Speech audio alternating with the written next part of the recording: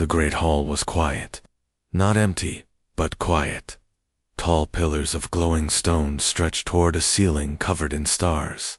The lights shifted slowly, showing the symbols of every species gathered for peace. At the center of the room stood a long, round table. Around it sat the leaders of 10 worlds. Some had tails, some had feathers, some glowed with inner light, some shimmered like mist, but all of them turned their eyes toward the grand entrance. The doors opened with a soft sound. The Earth's delegation walked in, 5 men and women, clean uniforms, straight backs, calm steps. Leading them was a tall man, broad shoulders, gray in his beard. A deep scar ran from his left eye to his jaw. He walked without fear, but also without pride. His name was Captain Elias Grant, a war hero, a name that echoed across the stars. A man who had once led soldiers into fire, and later walked away from it. He had retired early, disappeared from the battlefield. Some said it was guilt, others said grief. No one really knew. As he reached the main table, the voices in the hall began to rise.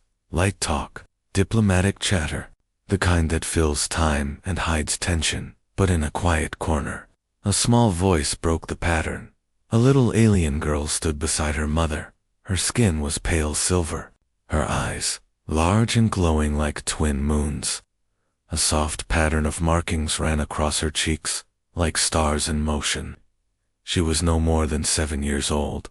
She clutched her mother's long fingers tightly. The mother stood tall, strong, and silent. She wore deep blue robes with symbols from her homeworld. She was a high-ranking delegate from a race that rarely spoke to humans, a race that lived far from Earth and often chose silence over politics. But the girl, she stared. She stared at Elias Grant like she had found something, or someone. She pulled on her mother's robe. "Mom," she whispered. The mother bent slightly, her eyes still fixed ahead. "That's him," the girl said softly, her finger pointing, and then she smiled. A warm, bright smile. Not afraid, not curious, something deeper, something familiar. "Mom, that's him." The mother froze. The words were quiet, but they echoed. Somehow, they cut through the air and reached every corner of the room. The voices stopped, the laughter stopped. Even the soft hum of the machines around the hall seemed to slow down. One by one, all eyes turned toward the child, and then toward Elias. He had heard it too. He had stopped walking. He looked up, slowly, like someone waking from a dream. His eyes met the girl's, then rose to meet the woman beside her, and for a long, silent second, nothing moved. Elias stared. She stared back, no words, just a long, deep silence, heavy with memory. His face didn't change, but something flickered in his eyes. A light, a memory, a name, something long buried, and something else: pain. The kind of pain that never fully leaves, the kind that lives under the surface. His hand twitched slightly. The room waited. Every alien, every diplomat, even the guards. No one dared to speak. They all watched. Who was she? Why did a little alien girl recognize a human war hero? How could a child from a distant world know the face of a man from Earth? The girl tilted her head, still smiling, still pointing. "He's the one from my dreams," she whispered, mostly to herself. But Elias heard her, and his chest rose, just a bit sharper than before. The mother placed her hand gently on her daughter's arm. Slowly, she lowered it, but her eyes never left Elias. The two stood apart, across the polished floor, across years, across galaxies, and yet, it felt like they had been here before. Old memories stirred, a mission long ago, a planet under fire, a night, sky filled with smoke and stars, a voice, a promise, and a goodbye that never felt complete. The council chair finally spoke. His voice was calm, but uncertain. "Captain Grant, please take your seat." Elias blinked. The moment broke. He walked slowly to the Earth delegation's side of the table. He sat, his back straight, but his eyes kept drifting toward the girl. She now sat quietly beside her mother, her small hands folded, but she still looked at him. As if she had been waiting for him her whole life, and maybe she had. The other delegates tried to return to discussion, but the energy had shifted. The air felt heavier. Questions hung in the space between them. Who was she? Why did she smile like that? What had happened in the past? And why, after all these years, did Elias Grant look like a man who had just seen a ghost? The little girl leaned closer to her mother. "Are you mad?" I told him. She whispered. The mother's lips tightened, but she gently brushed a hand through her daughter's hair. "No," she said, "not mad." "Then what are you?" the girl asked. The mother looked up at Elias, and her voice was low, almost a whisper, terrified. Who was she, and how could a child from another world know a human soldier from Earth? The stars were quiet that night, far from the bright halls of the council, far from the soft voice of the little girl. There was another place. It was 8 years ago. A broken moon floated above a dying planet. The air was thin, the ground was cold. Fires burned in the distance, and screams echoed through the canyons of shattered cities. Captain Elias Grant stood on a cliff, his armor scratched, his rifle low. His orders had been clear: do not engage. Do not interfere. This is not Earth's war. But war doesn't care about orders. Below him, a small convoy of refugees tried to move across a valley. Old hovercrafts, children clinging to mothers, wounded soldiers dragging their legs behind, and behind them, hunters. Black machines moved fast. No flags, no voices, only weapons. Elias watched through his visor. He knew he had no backup. He knew it wasn't his fight. But something inside him said no. He tapped his Alphanine. "This is Grant. I'm going in." "Negative," a voice replied. "That's not our mission. Do not engage." Elias didn't answer. He jumped. Jet boosters hissed as he landed between the machines and the refugees. Smoke rose around him.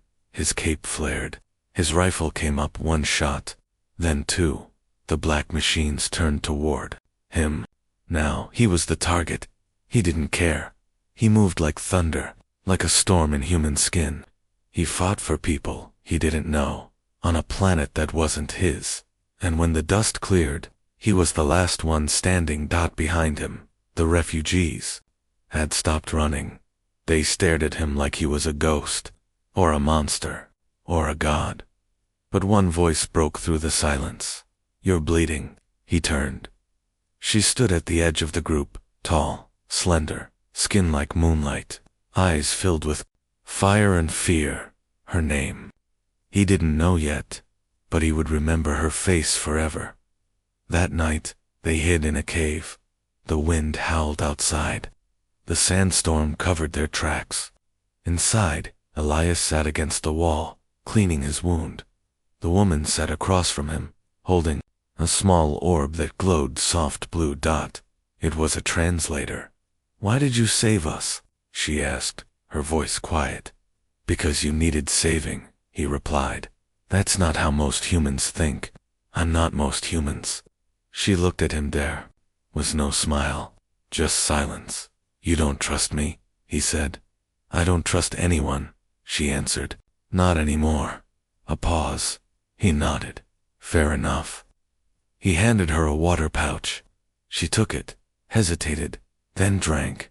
"What's your name?" he asked. She hesitated, then answered, "Celia."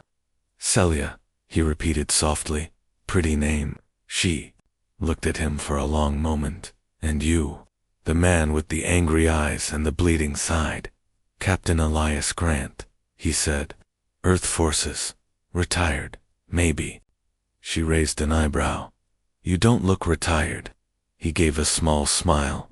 "The first in a long time." They traveled together for 3 days, avoiding patrols, hiding from drones, watching the stars. He learned she had been a scientist once, then a teacher, then a rebel, now just a survivor.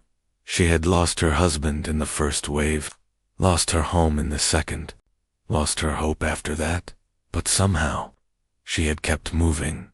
He respected that, he admired it, and somewhere between the second night and the third morning, he realized something. He wasn't just protecting her, he cared about her deeply. On the final night, they found shelter near a crystal lake. The air was quiet. The sky was purple. The stars looked close enough to touch. They sat together by the fire. "You'll leave tomorrow," Celia said softly. "Yes. You'll forget me." "No," he said without hesitation. She looked at him, eyes shining, and for the first time, she smiled, not because she had to, but because she felt safe, and maybe something more. He reached for her hand. She didn't pull away. That night, no words were needed, just silence. A touch, a closeness neither had felt in years. When the sun rose, he was gone. A note remained. "If the stars ever bring us back together, I'll be waiting." Back in the present, Captain Elias sat alone in his guest chamber. The memory burned in his chest, like a fire he had buried long ago. He hadn't thought of that planet in years. He had tried to forget, tried to move on. But then, that little girl, her smile, her voice. "Mom, that's him." He stood and walked to the mirror. His face was older, now more tired, but his eyes still held the same fire. A knock came at the door.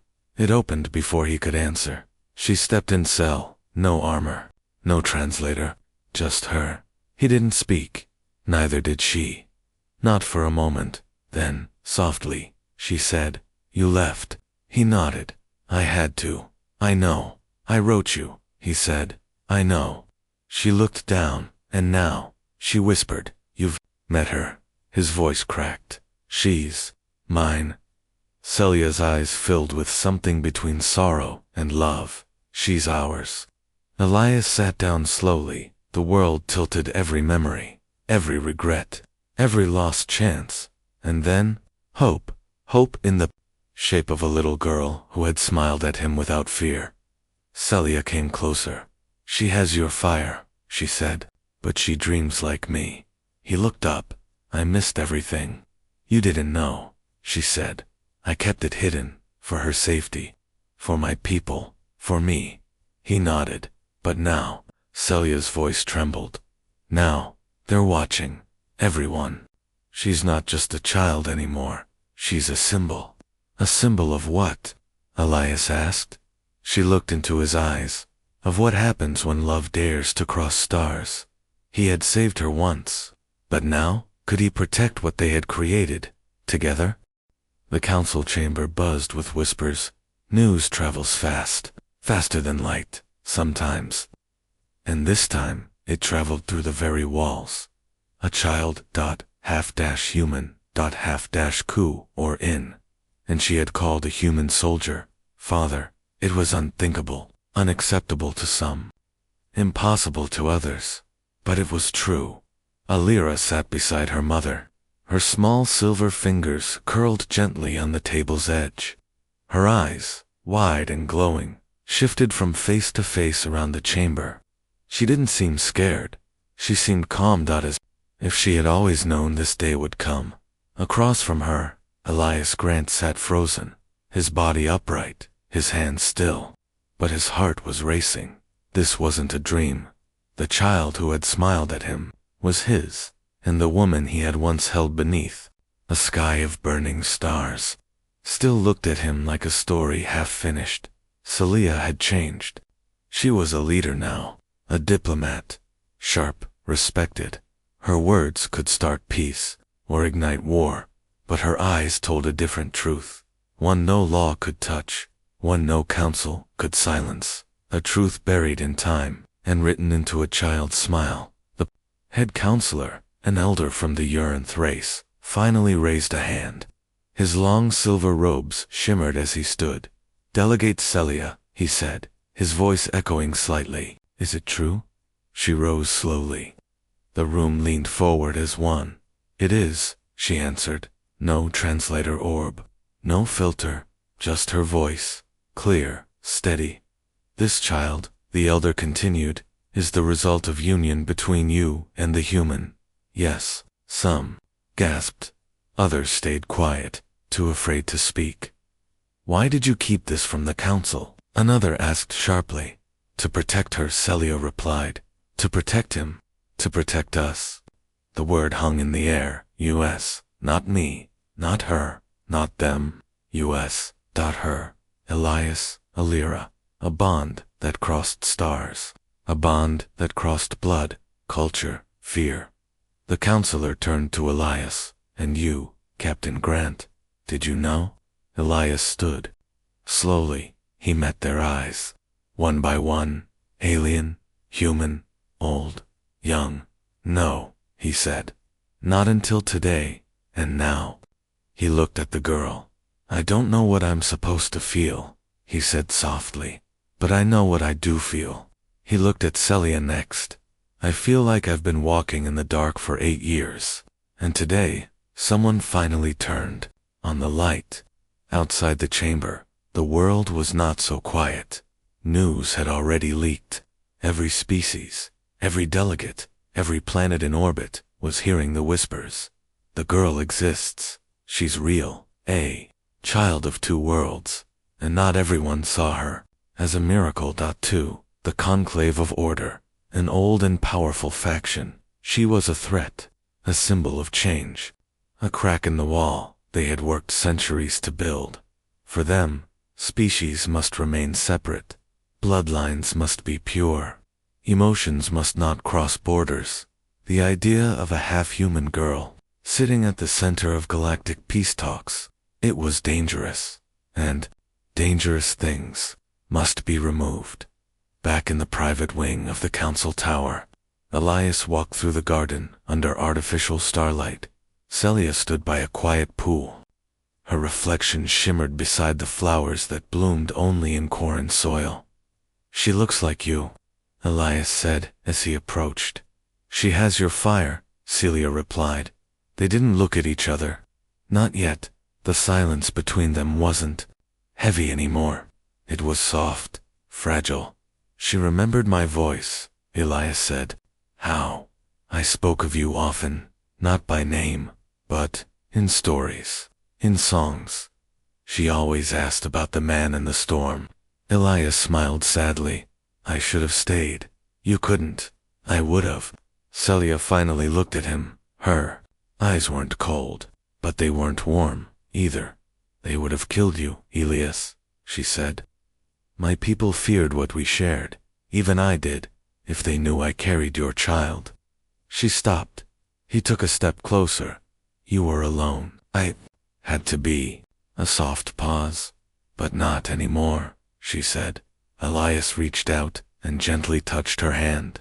Her fingers trembled, then slowly closed around his.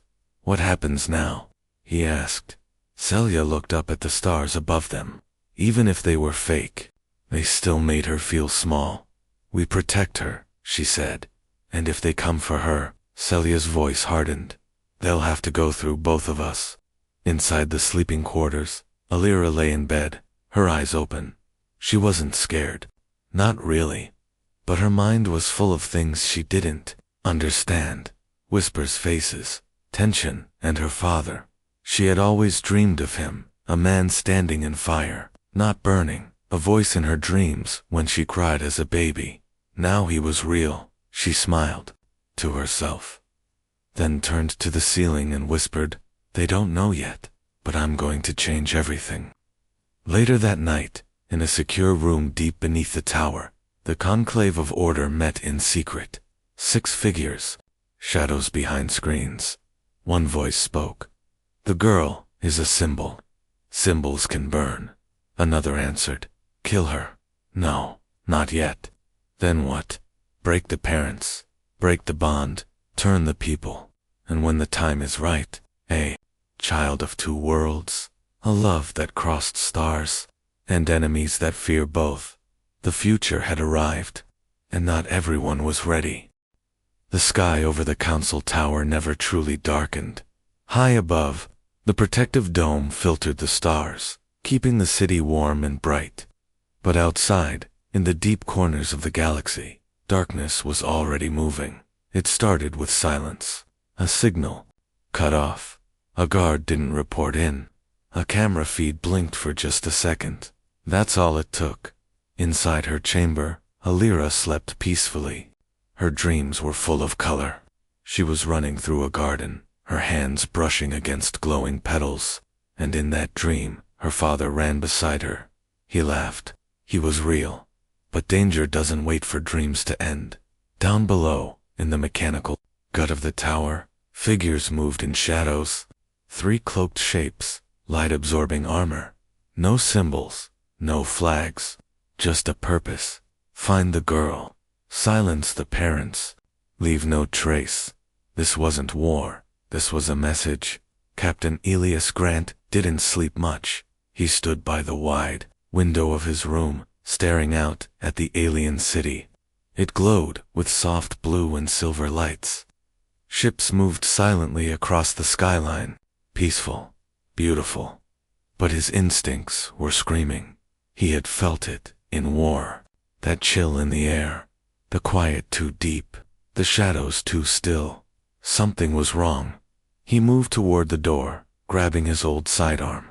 Not standard issue anymore, but deadly. The kind of weapon he had sworn to put down after his last battle. But now, he wasn't a soldier. He was a father. And something out there was hunting his child. Celia stood on the balcony of her quarters, just across the hall. Her hands rested on the railing. Her mind was heavy. She had spent years rising through politics, earning trust, building fragile peace between species who barely tolerated each other.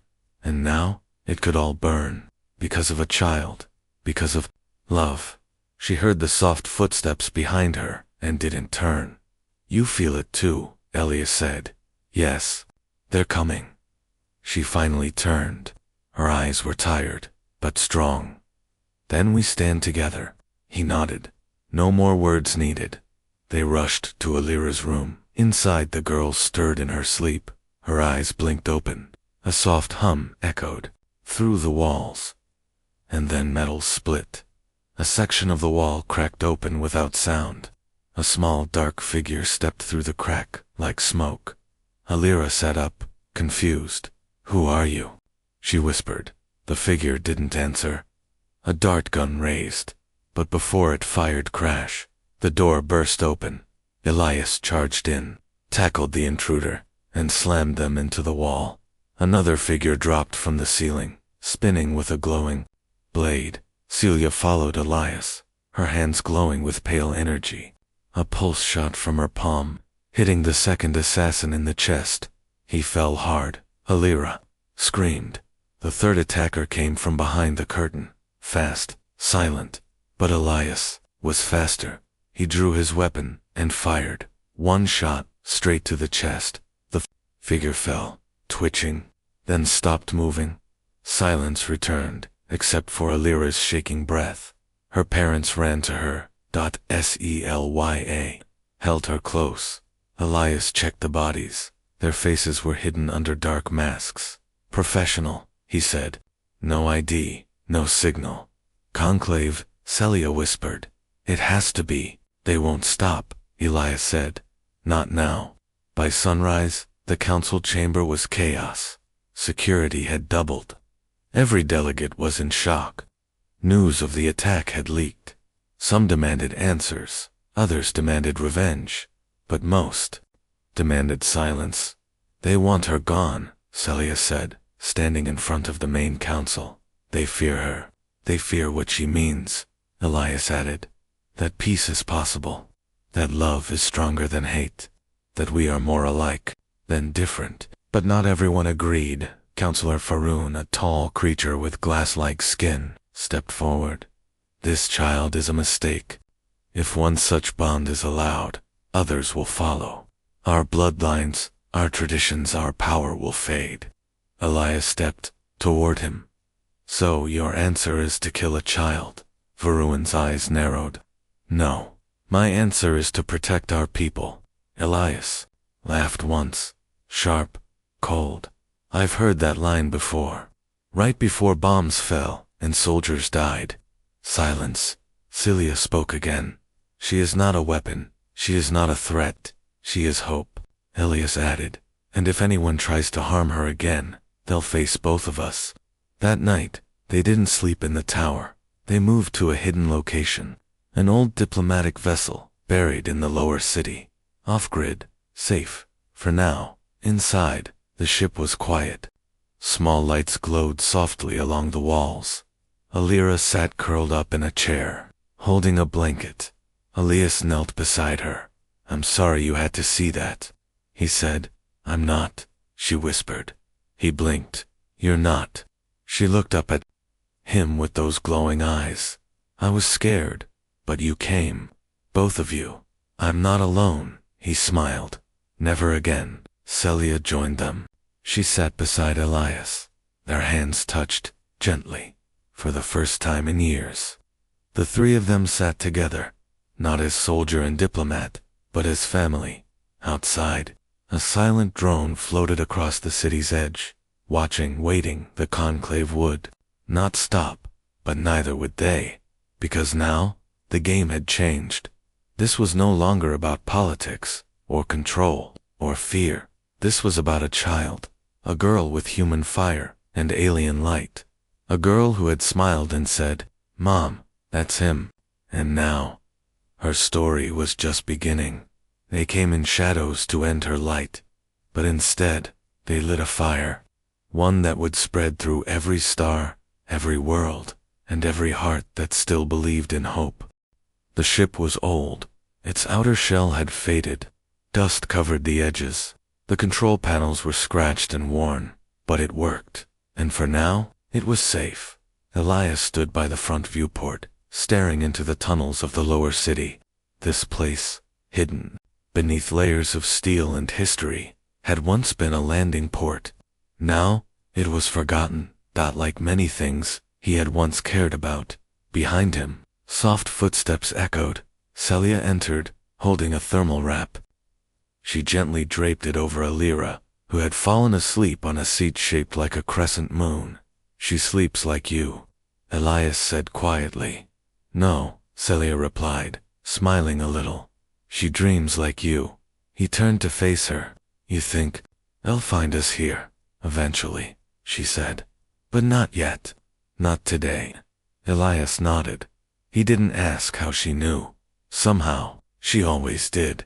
In the small kitchen bay, Elias poured 2 cups of heated herbal water. He handed one to Celia. She took it, but didn't drink right away.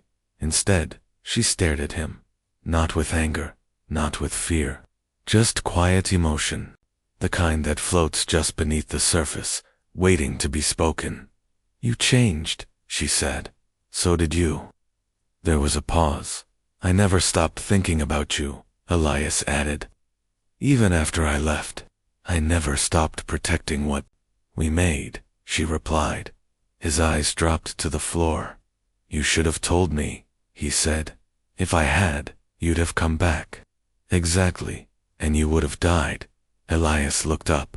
So you chose to keep her a secret. I chose to keep her alive, she said. Her voice didn't rise, but the weight of her words was sharp. She wasn't just a child, Celia continued. She was a symbol. One the conclave would have destroyed before her first breath. He nodded slowly. The truth hurt, but he understood. I just hate that I missed so much. Celia softened. She's still young. You haven't missed everything. They sat beside each other. The silence between them wasn't awkward. It was healing. Later, when Alira woke, she rubbed her eyes and looked around the small ship. She walked into the cockpit, where Elias was adjusting a map of the lower city tunnels. Dad, she asked. He paused. Every time she said that word, it hit him like a wave. Yes. Are we running? He turned to face her. We're hiding, he said gently. Just for a little while. Because of me. He shook his head. No, because of them. Alira tilted her head. Do you wish I wasn't born? Elias knelt in front of her. He placed both hands on her shoulders.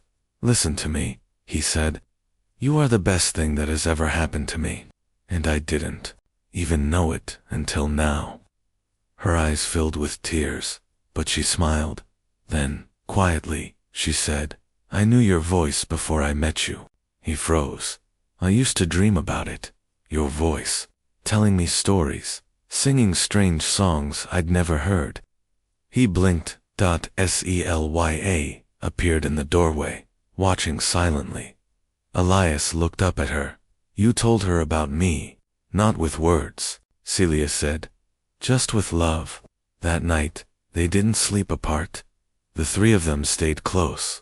Elias leaned against the wall, Celia beside him, Alira curled between them, warm and safe. Outside, far above, the conclave searched. They hacked security networks, bribed guards, sent out drones, but they didn't know where to look, because love hides in the quiet places.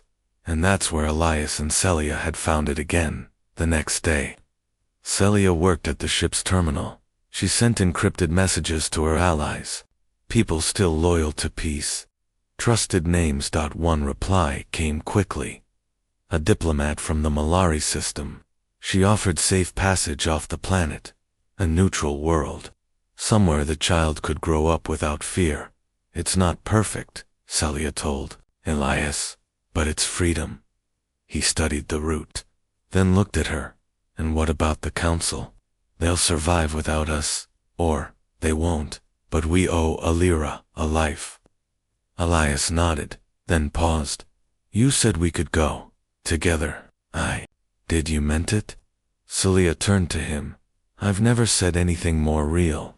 They didn't kiss, not yet, but they stood closer, like the space between them had finally given up. The launch wasn't simple. The ship had been grounded for years. Repairs were rushed. Fuel cells flickered, but it was enough as the engine swarmed.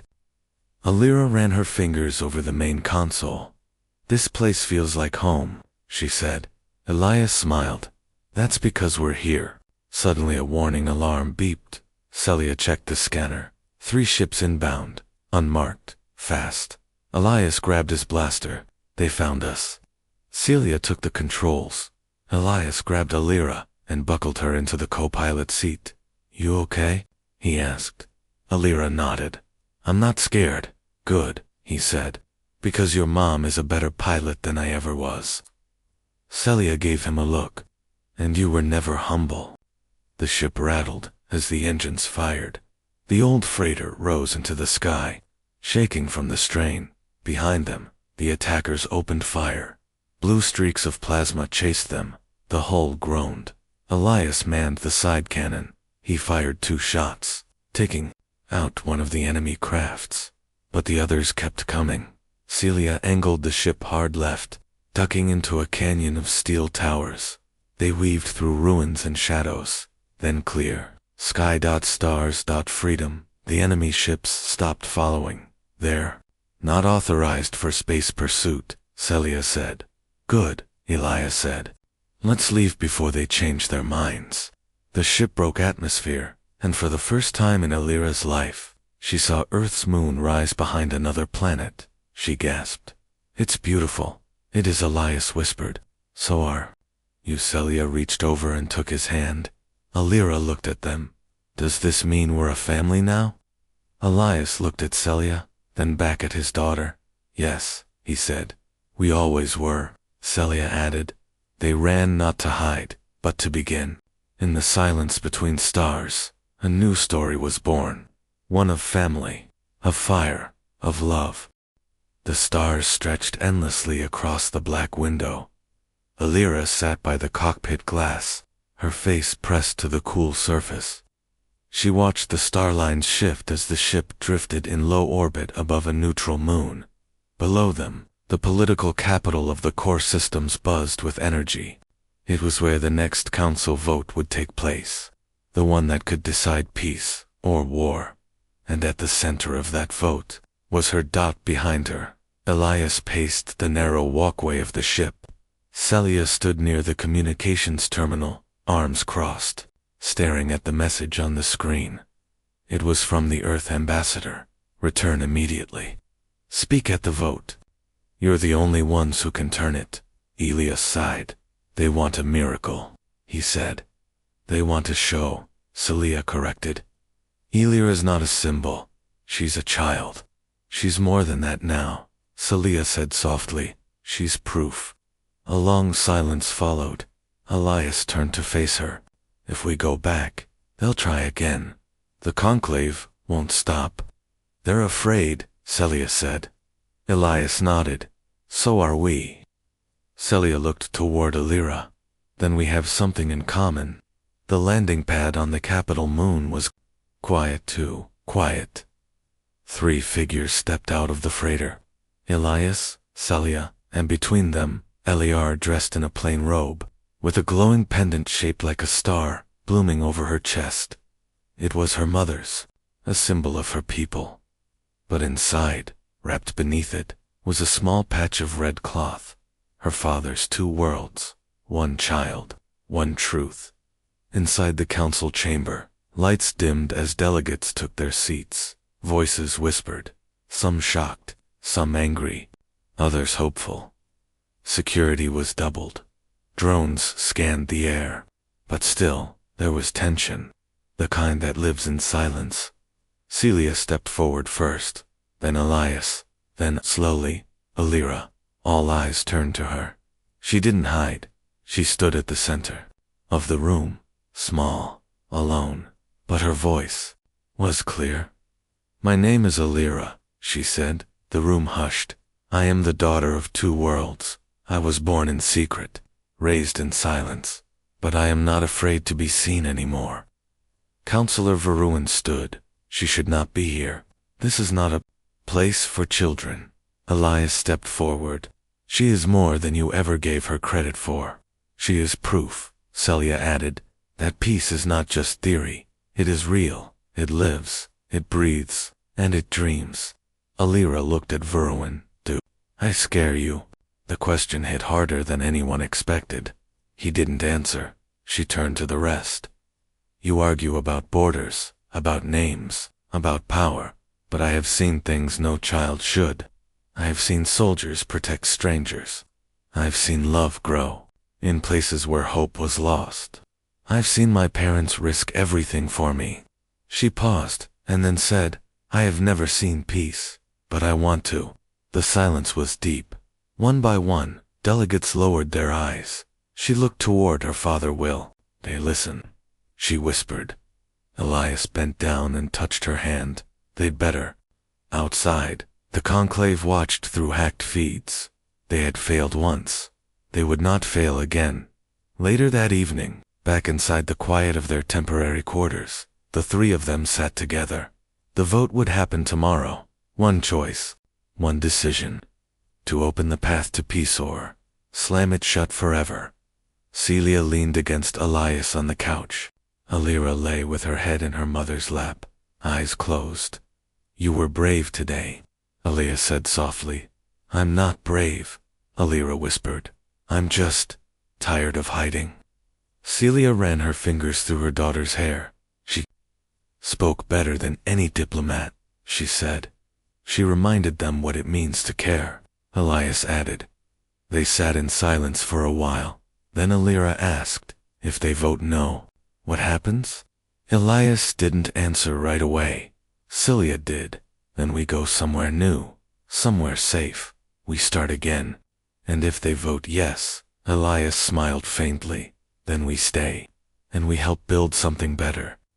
Alira smiled, eyes still closed. I like that one better. The morning came fast, too fast.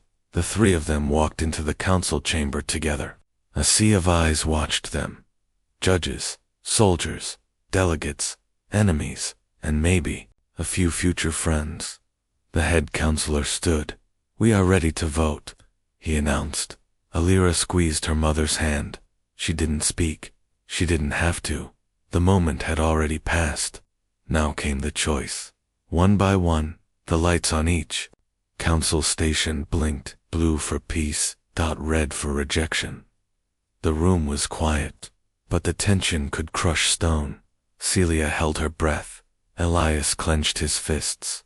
The final light blinked. Blue dot. It was over. The vote had passed. Barely, but it passed.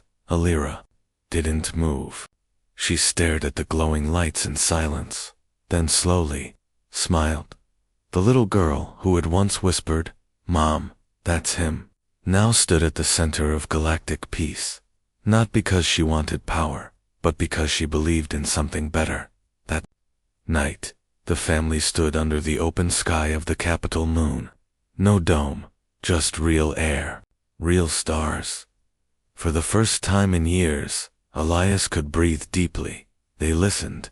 He said, "For now," Celia replied, "and tomorrow, we fight again, but not with weapons. With hope," Alira said. They all turned to look at her. She stood with her arms open, the wind playing with her robe. The two pieces of cloth, red and silver, twisting together across her chest. "I want to build a world," she said softly. "You already started one," Elias whispered. Selya took his hand, and they stood together, a family of three, at the edge of a new beginning. Peace is never easy, but sometimes it starts with a single child, a whisper, a choice, and the courage to be seen. Peace had a price. The council vote had passed. Blue lights had glowed in unity. Hope echoed through every chamber of the core system. But outside those walls, danger still waited. The conclave of order had failed to stop the girl with words, so now they would use weapons. The sun rose over the capital moon. Golden light poured across white towers and quiet streets. Alira sat by the balcony, legs swinging over the edge, staring at the ships flying through the clouds. She traced their patterns with her fingers, drawing shapes in the air. Behind her, Elias tightened the straps on his old armor. He hadn't worn the full suit in years, but his instincts knew what was coming. Celia entered from the other room, her voice steady. "There's been chatter on the private channels. Conclave forces are moving. Unmarked ships, disguised drones. They're not retreating, they're preparing." Elias nodded. "I figured," he said. "Peace makes them weak, so they'll try to break it before it can grow." "We need to move her," Celia said. Alira turned around. "I'm not running again." Her voice was soft, but strong. Elias walked over and knelt down. "You're not running, you're leading." Alira blinked. "What do you mean?" "What?" "Going to show them what humanity's answer really is," Elias said. "Not just with fire, not with fear. With family," Celia added. "With unity." The three of them moved toward the grand plaza where the new peace agreement would be signed in front of the Allied worlds. It was a symbol, and the conclave planned to destroy it. In a hidden command room beneath the surface, masked figures gathered around a glowing map. "Elias Grant is back in uniform," one said. "He's dangerous," another replied. "And the girl, she will speak today." The leader leaned forward. "Then we strike today." A single command lit the screen. Erase the symbol. Erase the future. The plaza filled with delegates, civilians, and young cadets from every race.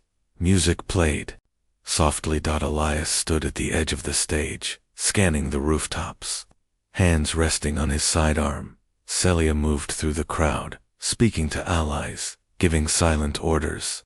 Security was tight, but the danger was real, and at the center of it all stood Alira. She wore a robe stitched with the colors of both her worlds, earth red and Quarren silver. Her pendant glowed softly over her chest.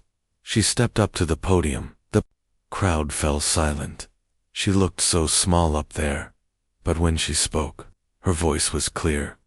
"I'm not here because I asked to be. I'm here because you need to hear something true." She looked across the sea of faces. "I was born in silence, in hiding, but I'm done hiding, because love doesn't hide, hope doesn't hide, and I am both." Whispers echoed through the plaza. "I don't have armies, I don't have power, but I have two parents who loved beyond borders, and that love made me." She looked toward Elias and Celia. They didn't ask for this war, but they stood anyway. So now I will too. She placed her hand over her heart. Let peace begin with me. A sound cracked across the plaza, a scream, and then the first shot. A sniper bolt struck the side of the stage, barely missing her. Chaos erupted. Celia pushed through the crowd, eyes locked on her daughter. Elias moved faster than anyone. He jumped onto the stage, pulled Alira down, and covered her with his body. A second shot hit the podium. Crowd control systems failed. People screamed, ran, stumbled, and then the attackers arrived. 3 aerial drones dropped from the sky. Weapons locked on the center of the platform, but they weren't ready for Elias Grant. He stood, aimed, and fired 3 shots. Each one perfect, each one final. The drones exploded before they could fire. Celia reached the stage, pulling Alira into her arms. The crowd had thinned, but cameras were still rolling. All across the galaxy, people saw the footage. They saw a human father standing in front of his daughter like a shield. They saw an alien mother standing beside him, with energy burning in her palms. And they saw a child, unshaken. The attack failed. The conclave had shown its hand, but something strange happened. Something they didn't expect. People didn't retreat in fear. They rallied. The delegates returned. The peace signing moved forward, and Alira, despite the chaos, stood again. This time, her voice wasn't just heard in the plaza. It was broadcast to billions. You tried to kill me, but I'm still here, and I forgive you. That one sentence broke through the noise of politics and war. Forgiveness, from a child. That was humanity's answer. Not revenge, not hate, but strength, held gently. Weeks later, the tower was quiet again. The vote was law now. Peace was real. But peace didn't mean rest.